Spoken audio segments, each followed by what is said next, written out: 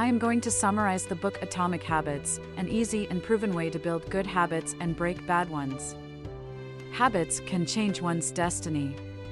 Cultivating good habits with the proper methods will help you lead an extraordinary life.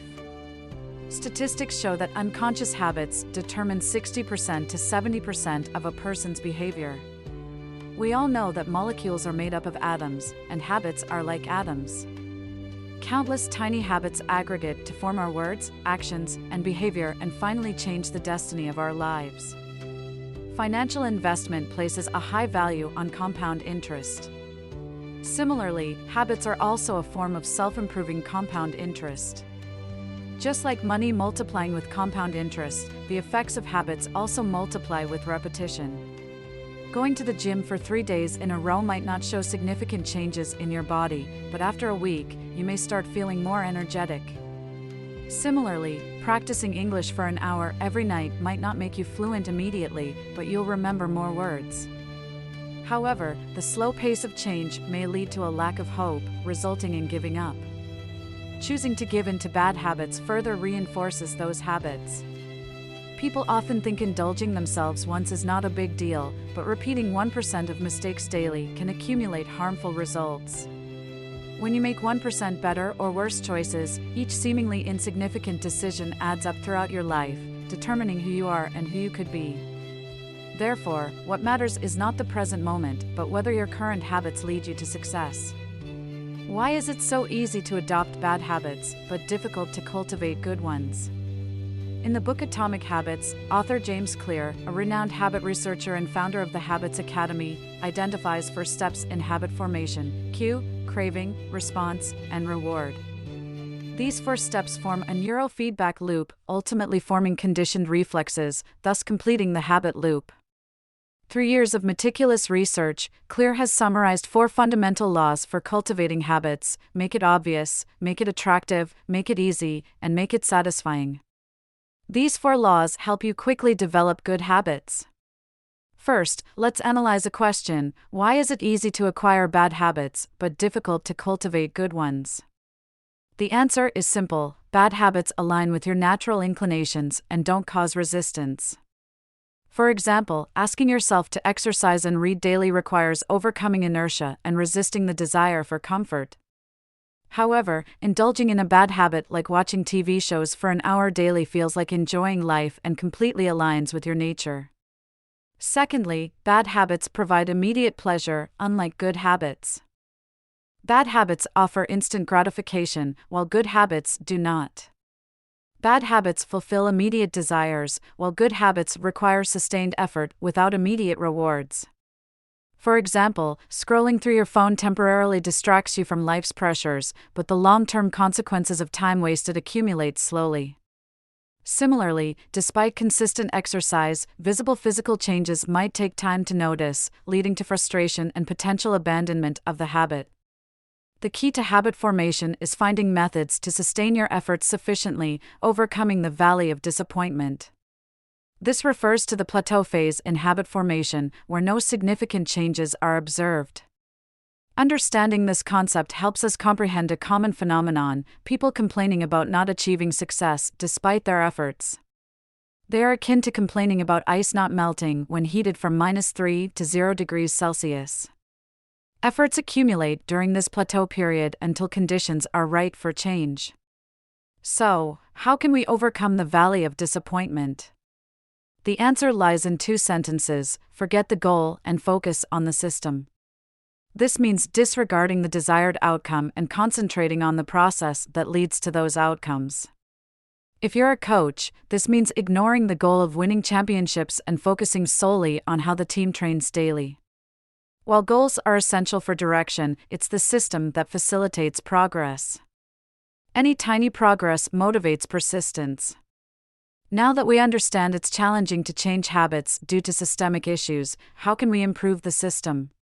You encounter a complex problem at work, causing stress and agitation. To distract yourself, you turn to social media platforms like TikTok, Facebook, or Instagram, watching entertaining videos that make you laugh. This scenario is familiar to many. Let's analyze it. Encountering a complex problem at work triggers stress and agitation, cue, prompting a desire to shift attention, craving. Turning to your phone and watching entertaining videos is the response, relieving stress, reward. This positive reinforcement strengthens the behavior, leading to repetition.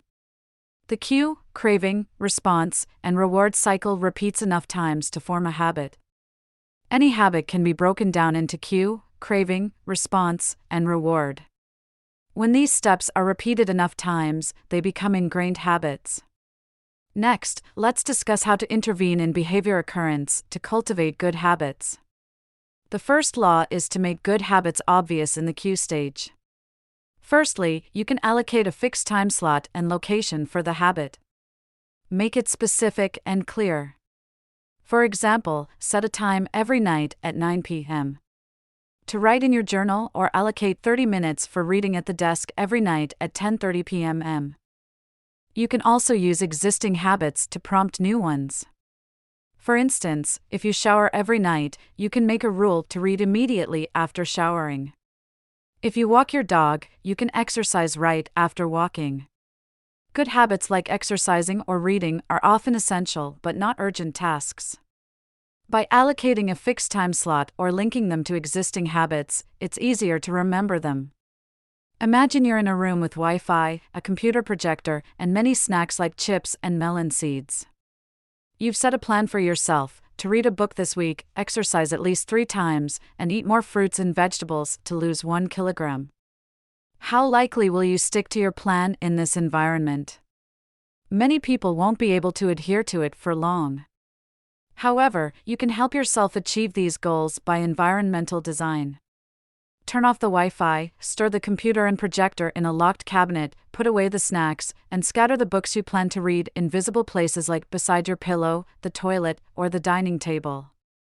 By doing so, you increase the likelihood of sticking to your plan. The second law is to make good habits attractive in the craving stage. After making good habits visible in your life, the next step is to make them appealing to you. You can use preferences to bind habits.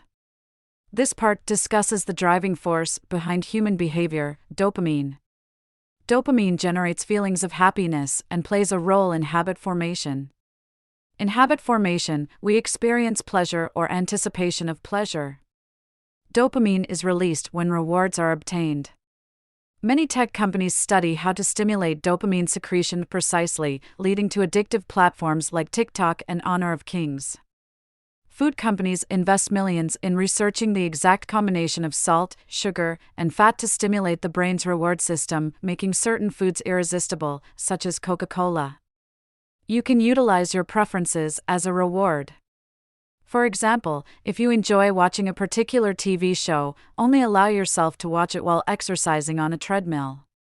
This method associates habits with rewards that stimulate dopamine secretion. Additionally, you can use the influence of others to cultivate habits. Whether individuals or teams, surrounding yourself with influential people helps foster good habits. Many role models contribute to forming excellent habits, and being close to or emulating those influential individuals aids in habit formation. Joining a team or group with similar goals also creates an environment conducive to habit formation. For example, if you struggle to develop a habit of listening to audiobooks, joining a book club can provide the necessary atmosphere and motivation to persist. This is the second law. Using preferences as incentives. Implementing a punishment mechanism for bad habits. Leveraging the influence of others to make good habits attractive. The third law is to make good habits easy to perform in the response stage. Humans naturally seek ease and avoid difficulty, as human nature craves comfort. Therefore, to cultivate good habits, making them convenient is essential. One method is to use the 2-minute rule to stop procrastination. The hardest part of maintaining a habit is starting it. To make habits easier, focus on the first 2 minutes of the behavior. For example, instead of setting a goal to exercise for 2 hours every morning, a successful dancer started calling a taxi every morning. Once you call a cab, going to the gym for 2 hours becomes straightforward. Additionally, please recognize that the key isn't to complete a task perfectly, but to initiate it. Please focus on the initiation of a behavior rather than its perfection. By concentrating on the first 2 minutes of a behavior, gradually increasing the difficulty, and avoiding high resistance, high temptation environments, good habits become more accessible to perform. This is the third law, using the 2-minute rule to stop procrastination and avoiding high resistance, high temptation environments to make good habits easy. The fourth law provides immediate rewards for good habits in the reward stage. As stated in Sima Qian's records of the Grand Historian, all men are driven by profit. Humans are naturally inclined to repeat behaviors that offer rewards. Therefore, to reinforce good habits, they must provide immediate rewards. In a world of instant gratification, our brains prioritize immediate rewards over long-term ones. Thus, to cultivate good habits, creating immediate rewards is crucial. One technique is habit tracking. You mark off each day and complete a habit on a calendar. This simple method instills a sense of accomplishment and motivates you to continue the behavior. Recognizing that the focus isn't on perfection but consistency is essential. You should be able to complete a day or two. Instead, focus on the principle of never-ending consistency. Evaluate your ability realistically and set achievable goals to prevent disappointment.